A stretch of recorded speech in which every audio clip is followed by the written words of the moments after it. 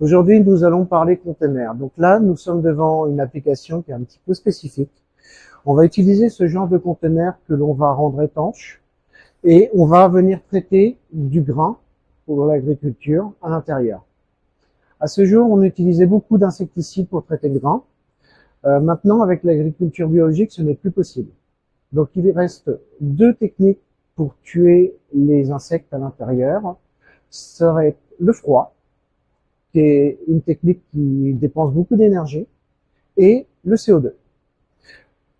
Le CO2, on sait qu'à partir d'une certaine température, les insectes commencent à se développer, et en fonction de la température, il va falloir injecter plus ou moins de CO2. Donc ce traitement peut se faire à l'intérieur de ce conteneur, on ouvre la porte, on met le grain, on traite, on le ressort, c'est fait. Là, voici une application réalisée par la société ZK System.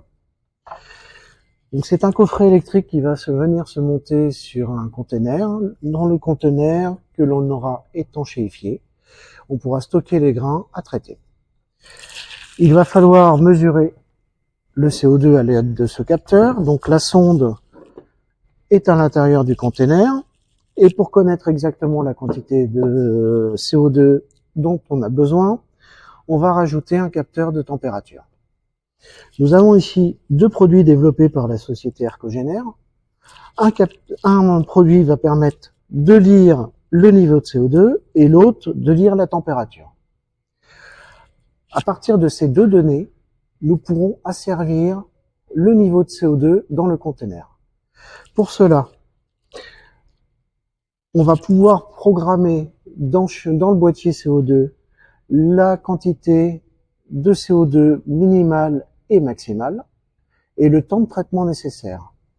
Ce boîtier, via une électrovanne, va permettre l'injection du CO2 et le tout est possible à partir d'une plateforme. On pourra donc envoyer les données via le réseau cellulaire. Dans cette application, il a été choisi d'utiliser deux boîtiers, un pour le CO2, un pour la température. Dans d'autres applications, il sera possible de prendre la température et le CO2 sur le même boîtier.